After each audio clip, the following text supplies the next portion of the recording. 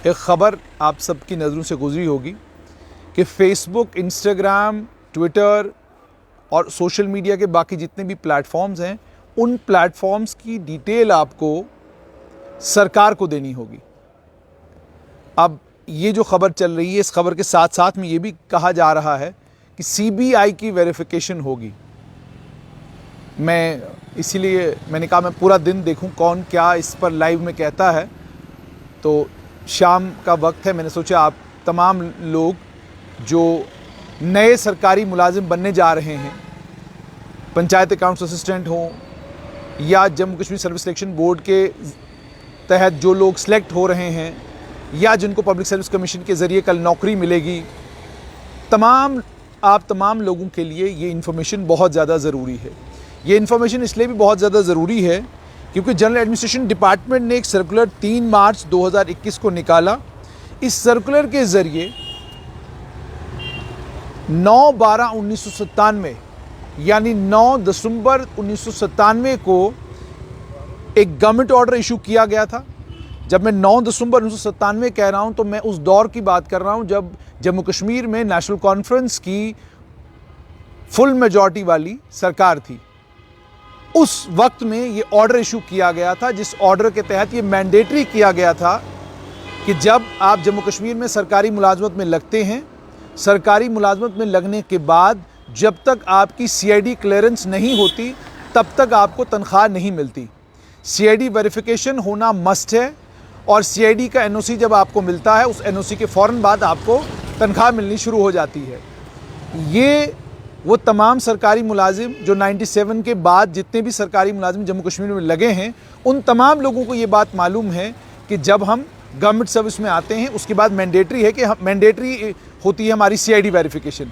CID verification में antecedent check होता है कि भाई ये आदमी कौन है, कहाँ का रहने वाला है, इसके घर में कौन कौन रहता है, आतंकवाद से कहीं इसका ताल्लुक़ तो नहीं है, ताल्लुक़ वास्ता तो नहीं है, अलगाववादियों से कोई ताल्लुक़ वास्ता तो नहीं है, फैमिली का बैकग्राउंड कैसा है, इस बंदे का बैकग्राउंड कैसा है, मिलिटेंसी में तो नहीं कहीं इन्वॉल्व रहा है, टेरर एक्टिविटीज़ में तो कहीं इन्वॉल्व नहीं रहा है, इंटरनेशनल एक्टिविटी में तो कहीं इन्वॉल्व नहीं रहा है।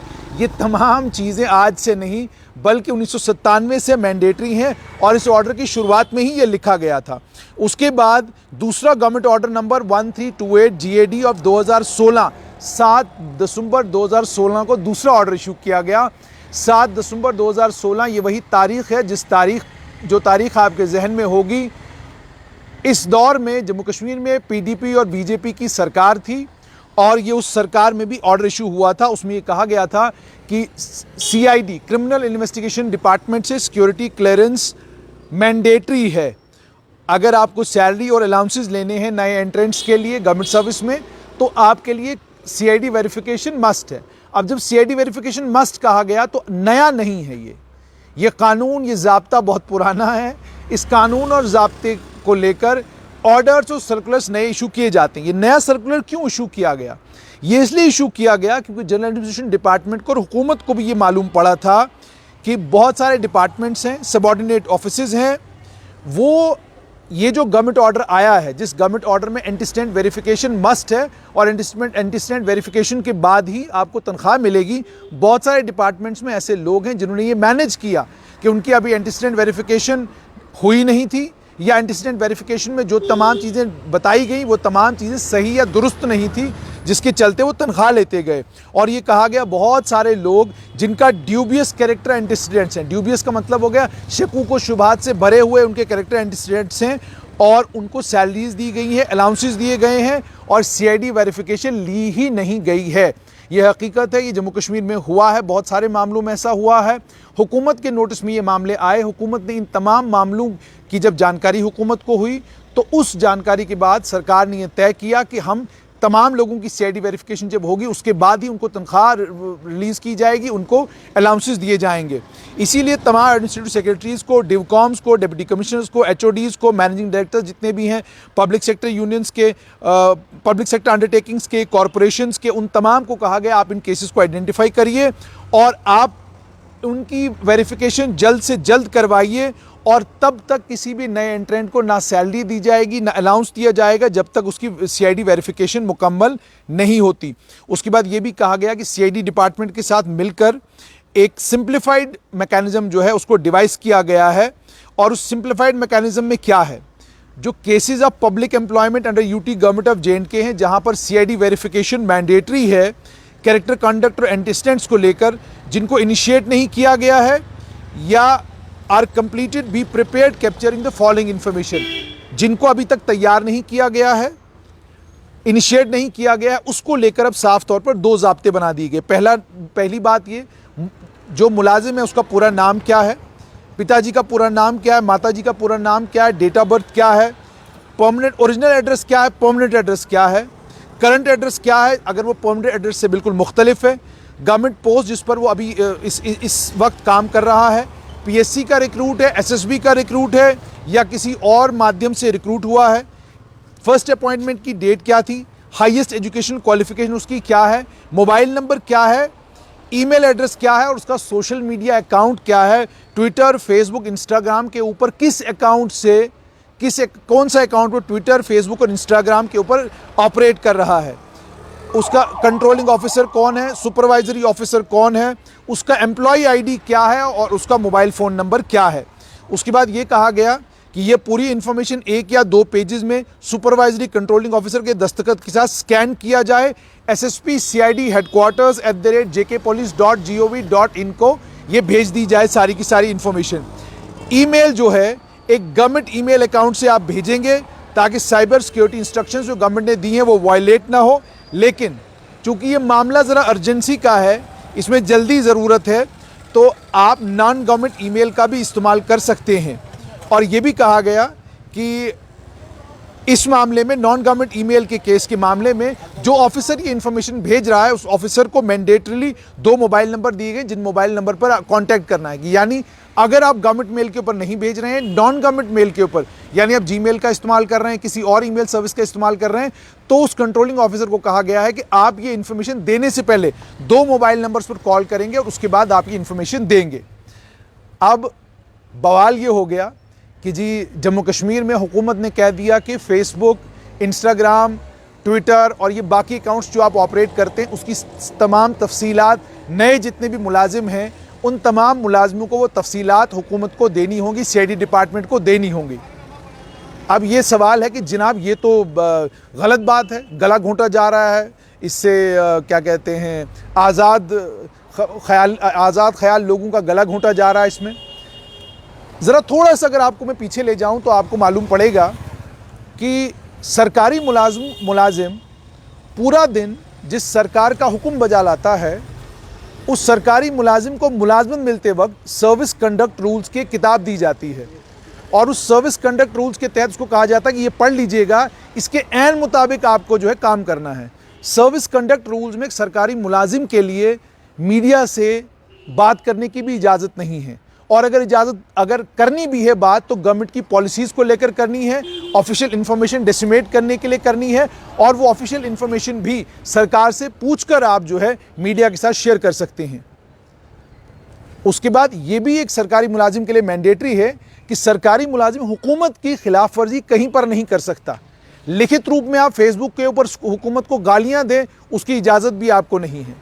लिखित रूप में आप ट्विटर के ऊपर, फेसबुक के ऊपर, इंस्टाग्राम के ऊपर हुकूमत की किसी पॉलिसी को क्रिटिसाइज़ करें इसकी इजाज़त भी सरकारी मुलाजिम को नहीं दी जाती। सरकारी मुलाजिम के लिए सर्विस कंडक्ट रूल्स में लिखा गया है कि आप हुकूमत की खिलाफ वर्जी नहीं करेंगे, आप हुकूमत को क्रिटिसाइज़ नहीं करेंगे, आप पब्लिक प्लेटफॉर्म्स पर हुकूमत को डेरोगेट नहीं करेंगे। अब हुकूमत कौन सी? पहले जम्मू कश्मीर आर्टिकल 370 के तहत एक स्पेशल स्टेटस वाली स्टेट थी। उस वक्त कवानीन कुछ और थे, इस वक्त कवानीन वही हैं, लेकिन फ़र्क ये पड़ा है तब भी 2 सरकारें थी, एक तो केंद्र सरकार जो हमारे मुल्क की हुकूमत है, दूसरा यूटी की सरकार। आप ना तो सेंट्रल गवर्नमेंट की किसी पॉलिसी को क्रिटिसाइज़ कर सकते हैं ना स्टेट गवर्नमेंट की किसी पॉलिसी को क्रिटिसाइज़ कर सकते हैं। आप किसी भी मंत्रालय को लेकर अनाप शनाप अपने फेसबुक के ऊपर नहीं लिख सकते। उसकी वजह है आप जब ऐसा करते हैं तो आम आदमी ये कहता है कि जनाब ये तो सरकारी मुलाजिम है जिसको सरकार तनख्वाह दे रही है, ये तो अपनी ही सरकार को गालियां दे रहा है, तो मुझे तो हक बनता है फिर सरकार को गाली देने का। आम आदमी को हक है, नेता को हक है, तमाम पॉलिटिकल एक्टिविस्ट को, सोशल एक्टिविस्ट को, आम मुझ जैसे लोगों को हक है कि हम सरकार की पॉलिसीज़ को क्रिटिसाइज़ करें, क्योंकि हम सरकार का काम नहीं बजा लाते। हमें महीने के एंड पे सरकार तनख्वाह नहीं देती। यूँ समझ लीजिए, आप एक मीडिया हाउस में काम करते हैं, जिस मीडिया हाउस में आप काम करते हैं, क्या आप अपनी फेसबुक की प्रोफाइल के ऊपर उस मीडिया हाउस को गालियाँ देंगे? क्या आप अपनी फेसबुक की, ट्विटर के अकाउंट के ऊपर ट्वीट करेंगे अपने मीडिया हाउस के खिलाफ? क्या आप अपने इंस्टाग्राम अकाउंट के ऊपर अपने मीडिया हाउस के खिलाफ कुछ लिखेंगे? आप नहीं लिखेंगे। और अगर आप लिखेंगे, जिस मीडिया हाउस के साथ आप काम कर रहे हैं, क्या वो आपको बर्दाश्त करेगा? क्या वो आपको बर्दाश्त करेगा? यहाँ तो हालात ये हैं कि आप अगर एज ए जर्नलिस्ट किसी एक मीडिया हाउस के साथ काम करते हैं, आप अगर मीडिया हाउस के मालिक के खिलाफ कोई लाइन लिख दें तो जान मुश्किल में पड़ जाती है। तो ये तो बात हो गई कि आप अपने हाउस के खिलाफ कुछ कहें। तो ये प्राइवेट मुलाजमत पर भी लागू है। हम जितना मर्जी उतना कहें, संविधान के तहत सब कुछ चलना चाहिए। संविधान के अंदर ये सभी अनुच्छेद हैं, संविधान के अंदर ही, कॉन्स्टिट्यूशन के अंदर ये सब प्रोविजंस दे दिए गए हैं, और कोई भी सरकारी मुलाजिम सर्विस कंडक्ट रूल्स के बाहर नहीं है। पिछले दिनों देखने को ये मिला कि बहुत सारे लोगों ने फेसबुक के ऊपर कमेंट किए।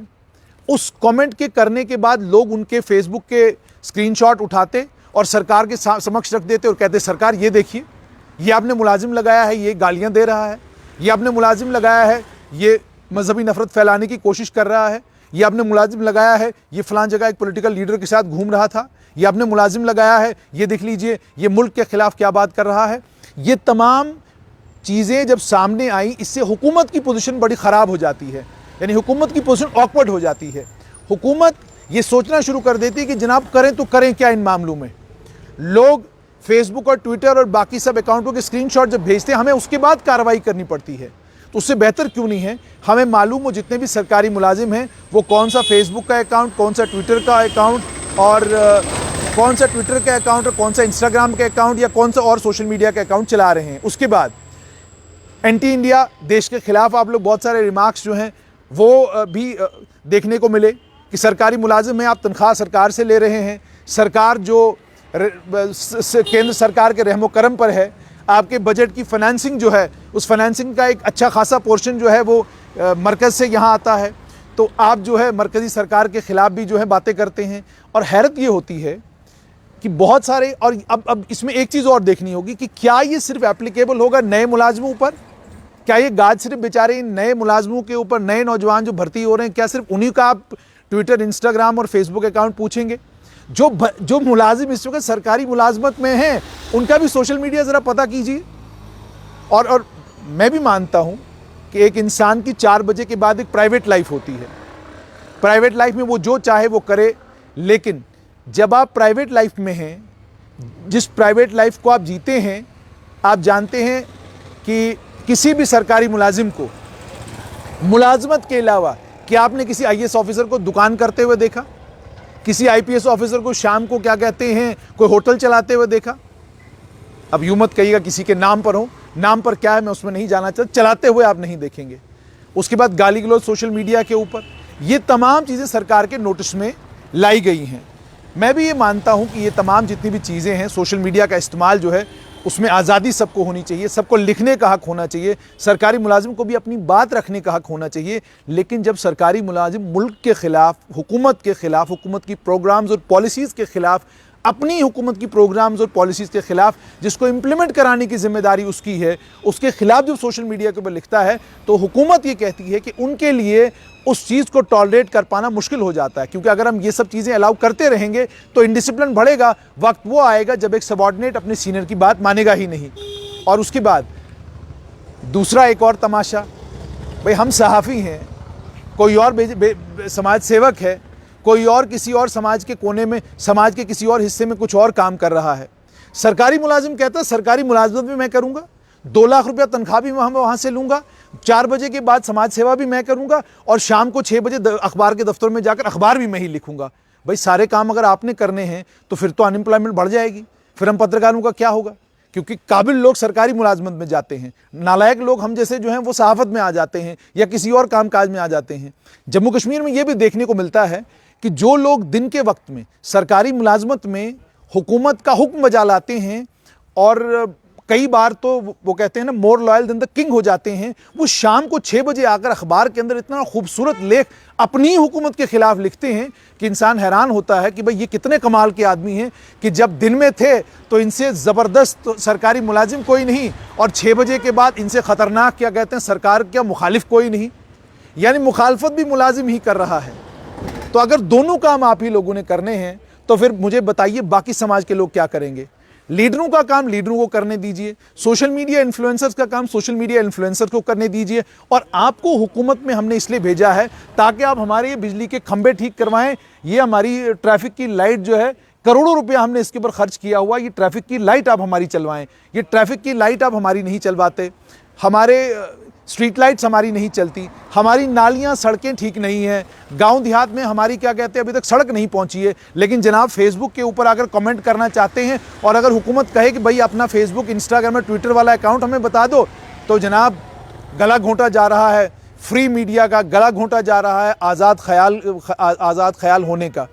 सरकारी मुलाजमत छोड़ दीजिए, फिर सोशल मीडिया के ऊपर जो मर्जी वो लिखिए, कौन रोक रहा है आपको। मगर मैं आपके सामने एक रियलिस्टिक चीज़ रख रहा हूँ, मैं ख्याली दुनिया में नहीं रहता, मैं रियलिस्टिक चीज़ इसलिए रख रहा हूँ क्योंकि साफ तौर पर यह है जिसका काम उसी को साजे, दूजा करे तो डंका बाजे। तो जो काम आपका है आप अपना काम कीजिए। इसीलिए किसी शायर ने बड़ा खूब कहा, इस मुल्क ने जिस शख्स को जो काम था सौंपा, हर शख्स ने उस काम की माचिस जला के रख दी।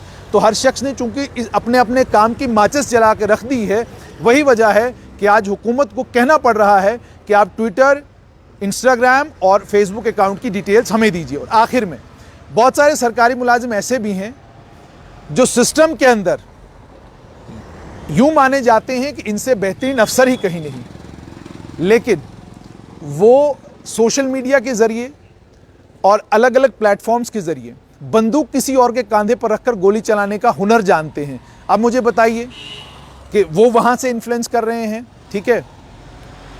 अच्छा, उसके बाद जब आपको सरकारी मुलाजमत मिलती है, हर सरकारी मुलाजमत की कुछ टर्म्स एंड कंडीशंस होती हैं, आपको वो माननी पड़ती हैं, तब जाके तो मुलाजमत मिलती है।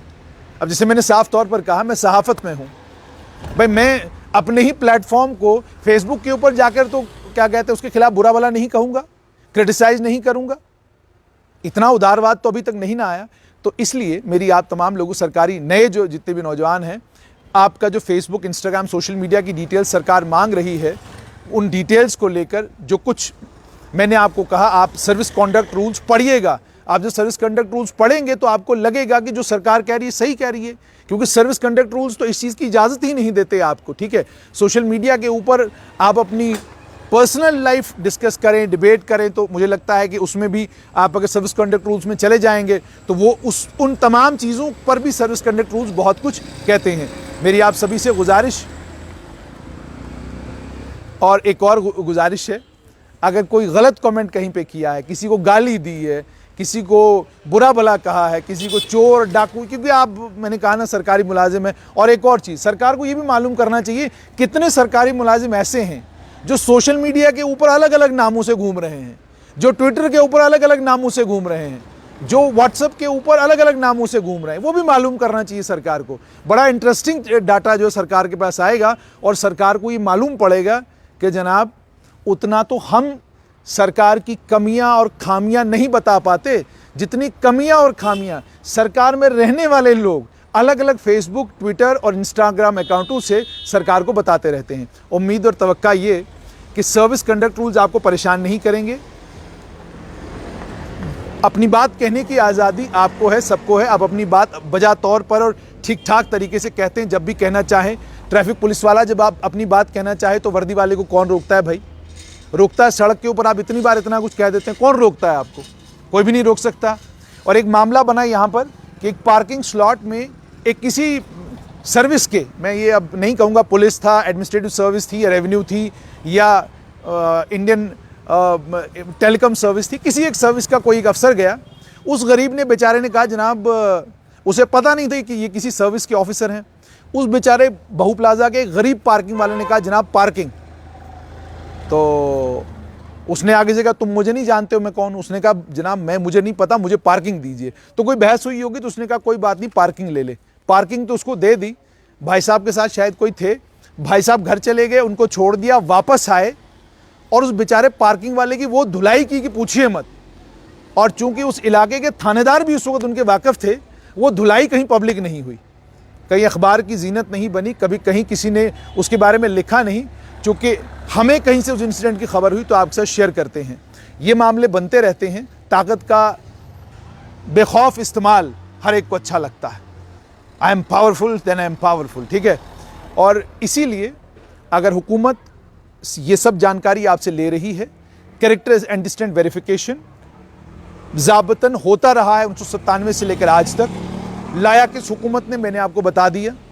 और आज की हुकूमत ने सिर्फ ये किया कि नए इस ज़माने में चूँकि अपनी बात कहने के लिए आप ईमेल, सोशल मीडिया का इस्तेमाल करते हैं, उस सोशल मीडिया को इस दायरे कार में लाया गया है। अब ये गलत है या ये सही, उस पर कमेंट करना आपका काम।